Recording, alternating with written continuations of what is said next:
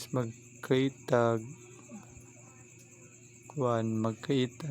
code using Express Node.js framework.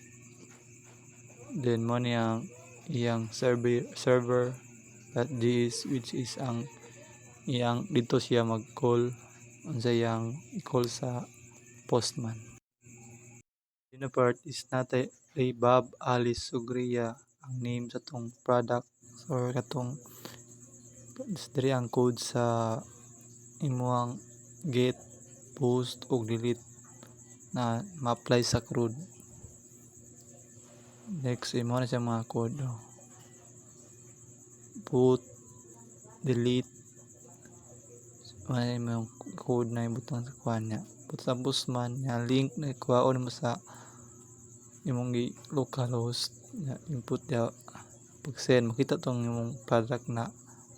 Bob Alice or Ria iba lang products mo na imong kuhan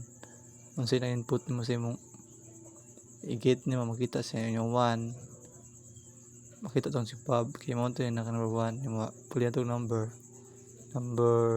kung may number na makita sa tanan na pag line up po mag post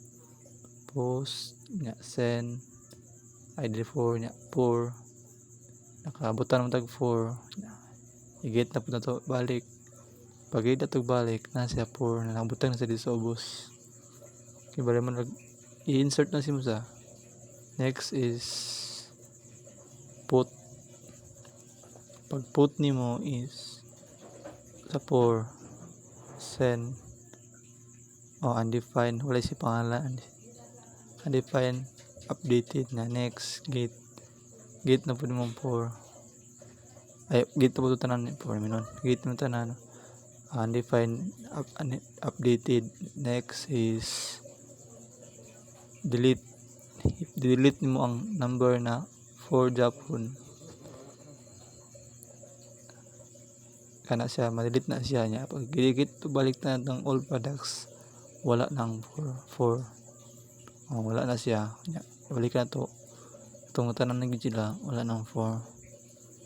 ang function sa Postman using ang function sa